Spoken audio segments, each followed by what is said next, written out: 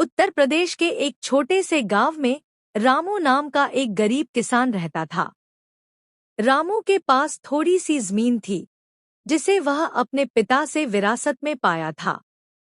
वह रोज सूरज उगने से पहले खेतों में मेहनत करता और देर रात तक काम में जुटा रहता। उसकी पत्नी गौरी और दो छोटे बच्चे भी थे, जो उसके संघर्षों में उसका साथ देते थे। रामू की आर्थिक स्थिति बहुत खराब थी। बारिश ठीक से नहीं होती थी, कभी सूखा पड़ता तो कभी ओलावृष्टि फसलें बर्बाद कर देती। फिर भी रामू हार नहीं मानता था। वह हमेशा ईमानदारी और मेहनत में विश्वास रखता था। उसके गांव के कई किसान कर्ज में डूब चुके थे, लेकिन रामू ने कभी किसी से बड़ा कर्ज नहीं लिया।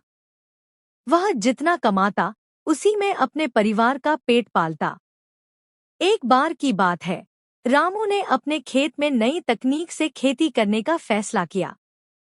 गांव के बाकी किसान उसका मजाक उड़ाने लगे। रामू अब बड़ा वैज्ञानिक बन गया है, लेकिन रामू ने उनकी बातों की परवाह नहीं की। उसने शहर जाकर कृषि मेले से जानकारी ली, सस्ते बीज खरीदे और जैविक खाद का इस्तेमाल शुरू किया। कड़ी मेहनत और नई सोच का नतीजा यह हुआ कि उस साल रामू की फसल गांव में सबसे अच्छी निकली।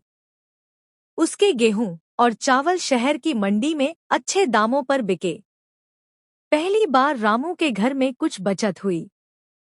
उसने बच्चों के लिए किताबें और कपड़े खरीदे और घर की मरम्मत करवाई।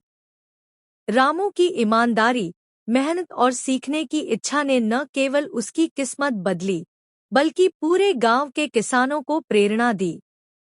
अब दूसरे किसान भी उससे खेती के नए तरीके सीखने लगे।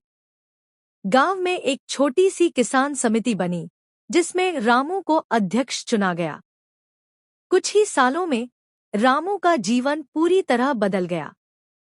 उसने अपने खेत बढ़ा लिए, एक छोटी ट्रैक्टर मशीन खरीदी और बच्चों को शहर के अच्छे स्कूल में भेजा। लेकिन वह कभी घमंड में नहीं आया। वह आज भी सुबह खेतों में काम करता है, गांव की पंचायत में बैठता है और गरीबों की मदद करता है। रामू की कहानी यह सिखाती है कि गरीबी कोई अभिशाप नहीं है। अगर इंसान ईमानदार, मेहनती और सीखने के लिए तैयार हो, तो वह अपनी तकदीर खुद बदल सकता है।